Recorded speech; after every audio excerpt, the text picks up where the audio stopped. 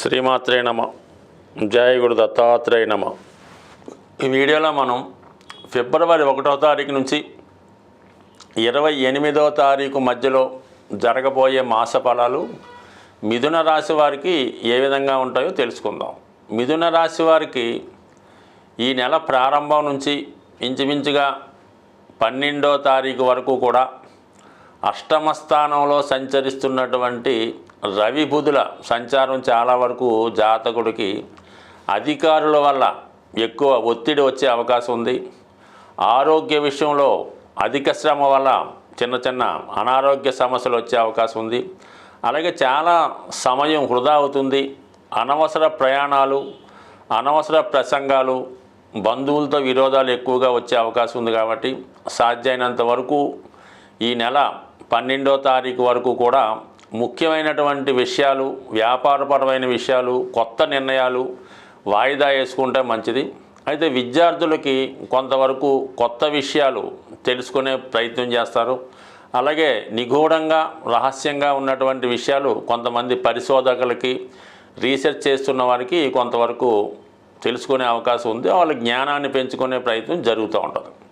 అయితే ఇంకా రవి భగవానుడు ఈ ఫిబ్రవరి 12వ తారీఖున భాగ్యస్థానంలోకి ప్రవేశించి అక్కడ ఉన్నటువంటి శని భగవానుతో కలిసి ఉండడం వల్ల ముఖ్యంగా ఈ రాశి వారికి నూతన ఉద్యోగ ప్రయత్నాలు, అలాగే విదేశంలో దూర ప్రాంతంలో ఉద్యోగ ప్రయత్నం చేస్తున్న వారికి చాలా వరకు మీ ఉద్యోగ ప్రయత్నాలు నెరవేరే అవకాశం ఉంది.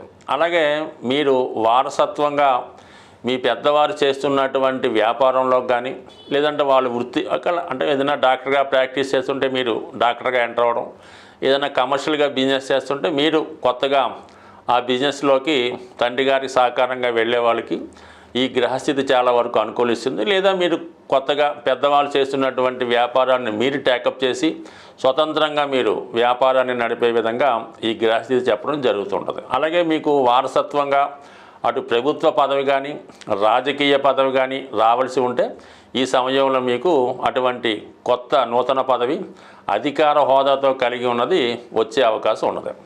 ఇక అదే విద్యార్థులకైతే అటు విదేశంలో ఉన్నత విద్య అభ్యసించడం కొరకు, ఉన్నత విద్య చదువుకోవడానికి దూర ప్రాంతం వెళ్తున్నటువంటి విద్యార్థులకి చాలా వరకు మరి మీ యొక్క లైన్ క్లియర్ అవుతుంది. కొత్త అవకాశాలు రావడం జరుగుతుంటుంది. అలాగే విదేశంలో ఉద్యోగం చేస్తున్నటువంటి వారికి, అలాగే కొత్తగా ఉద్యోగ ప్రయత్నాలు చేస్తున్న వారికి ఈ గ్రహస్థితి చాలా వరకు అక్కడ ఉన్నటువంటి వారి నిరుద్యోగ సమస్య పరిష్కారమై చాలా వరకు కొత్త ఉద్యోగాల్లో, చెప్పుకోదగ్గ ఉద్యోగాల్లో చేరేవారికి ఈ గ్రహస్థితి చాలా వరకు అనుకూలించడం జరుగుతుంది. అంటే ఎక్కువగా ఈ మిథున రాశి, మిథున లగ్నంలో జన్మించిన వారు పుట్టిన ప్రాంతంలో, సొంత ప్రాంతంలో పెద్దగా వారి యొక్క అభివృద్ధి రాదు.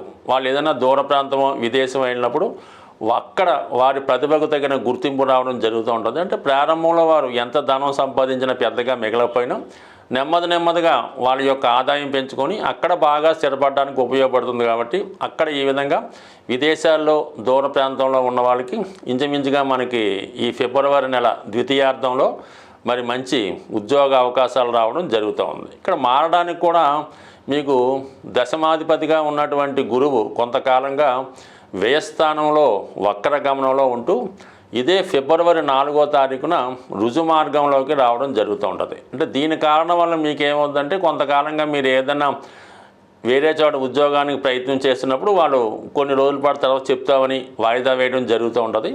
ఈ ఫిబ్రవరి 4 తర్వాత మీకు కన్ఫర్మ్గా ఏదైనా కొత్త ఉద్యోగం 99% రావడం జరుగుతూ ఉంటుంది. ఒకవేళ రావడం అంటూ జరిగితే మీరు ఉన్న ప్లేస్లోనే కాకుండా వేరే కొంత దూర ప్రాంతంలో కొత్త ఉద్యోగంలో ప్రవేశించడానికి కూడా ఈ గురుగ్రహ అనుగ్రహం మీ మీద ఫిబ్రవరి 4 తర్వాత ఉండబోతుంది.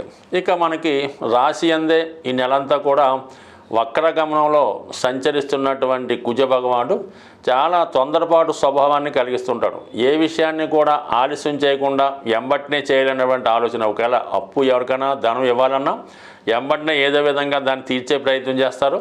అలాగే మనకి రావాల్సి ఉన్న వెంటనే వసూలు చేయడం జరుగుతూ ఉంటారు. కాబట్టి ఏదైనా నిదానంగా ఆలోచించి నిర్ణయాలు తీసుకోవడం మంచిది తప్ప మరి ఏదైనా ప్రమాదకర వృత్తుల్లో ఉన్నవారు, అలాగే వాహనాలు వేగంగా నడుపుతున్నవారు చాలా వరకు ఈ సమయంలో జాగ్రత్త వహించడం మంచిది. బట్ ఓవరాల్గా అలాగే మీరు ఈ సమయంలో ఏదైనా కొత్త గృహం కొనుక్కునే ప్రయత్నాలు చేస్తే మరి ఫిబ్రవరి 4 తర్వాత మీరు కొత్త గృహం కొనుక్కోవడం కానీ వేరే గృహంలోకి మారడానికి కానీ ఈ గ్రహస్థితి మీకు అనుకూలించే అవకాశం ఉంది. సాధారణంగా మన రాశి ఫలితాలు ఫాలో అవుతున్న వారికి గ్రహాలు ఎంత అనుకూలంగా ఉన్నా ప్రతికూలంగా ఉన్నా మీరు నివసిస్తున్నటువంటి గృహం తాలూకా వాస్తు ప్రభావం కూడా చాలా వరకు ఈ మీ యొక్క నష్టాలు లాభాల మీద ఆధారపడడం జరుగుతూ ఉంటుంది.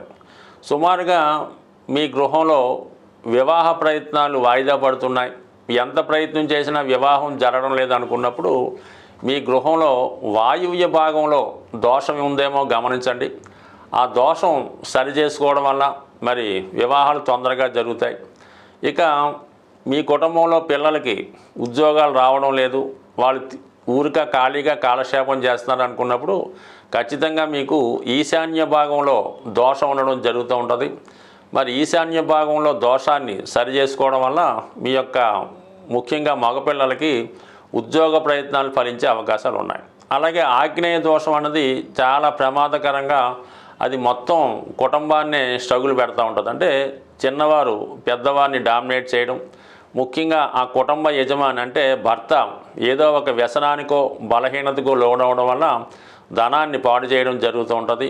ముఖ్యంగా ఈ ఆగ్నేయ దోషం వల్ల ఆ కుటుంబంలో స్త్రీలకి అనారోగ్య సమస్యలు రావడం వల్ల భార్యాభర్తల మధ్య ఫిజికల్ అట్రాక్షన్ తగ్గుతూ ఉంటుంది. దాన్ని ఆసరాగా తీసుకొని భర్త వేరే కారణాలతో వేరే ప్రయత్నాల ద్వారా తన అవసరాలు తీర్చుకోవడం జరుగుతూ ఉంటుంది. అలాగే వివాహం అయిన తర్వాత కూడా ఆడపిల్లలు తరచూ పుట్టింటిలోనే స్టే చేసి పుట్టింటి మీద పెత్తనం చేయడం జరుగుతూ ఉంటుంది. అందువలన ఇటువంటి దోషాలు ఉన్నవాళ్ళు ఆగ్నేయ దోషాన్ని కూడా సరి చేసుకోవడం మంచిది. సాధారణంగా గ్రహ దశలు జరుగుతున్నప్పుడు కొన్ని గ్రహ దశలు అంటే ముఖ్యంగా రవి దశ జరుగుతున్నప్పుడు ఆ యజమానికి ఇబ్బందులు వస్తున్నాయంటే ఖచ్చితంగా మీ ఇంట్లో తూర్పు భాగాన్ని కూడా సరి చేసుకుంటే ఆ యజమాని పలుకుబడి పెరుగుతుంది, ఇంటి మీద పెత్తనం సాధిస్తారు, ఆరోగ్యపరంగా అనుకూలంగా ఉండే అవకాశం ఉంది. అదే శుక్ర మహాదశ జరుగుతున్నప్పుడు స్త్రీలకి అనారోగ్య సమస్యలు, ఎక్కువ ధనం ఖర్చు అవ్వడం, లగ్జరీగా ఇన్ఫ్లుయెన్స్ అవ్వడం ఇవన్నీ జరుగుతున్నప్పుడు మరి ఆగ్నేయ భాగాన్ని సరి చేసుకుంటే శుక్రదశ యోగించే అవకాశం ఉంది. బట్ ఏదైనా కేవలం మన గోచారాన్ని పట్టుకొని దాని మీదే కాకుండా మనకి జరిగే దశలు, అలాగే మనం నివసిస్తున్నటువంటి గృహం, మనకు ఉన్నటువంటి ఇతర స్థిరాస్తుల యొక్క ప్రభావం కూడా మానవుడి యొక్క జీవితం మీద పడుతూ ఉంటుంది. కాబట్టి ఏదైనా ఒక సమస్య దీర్ఘకాలికంగా ఎంత ప్రయత్నం చేసినా సక్సెస్ అవటం లేనప్పుడు అటు జాతకాన్ని అటు గోచారాన్నితో పాటు మనం నివసిస్తున్నటువంటి గృహాన్ని కూడా సరి చేసుకోవడం వల్ల ఖచ్చితంగా మీ యొక్క సమస్యలు పరిష్కారం అయ్యే అవకాశం ఉంటుంది. స్వస్తి.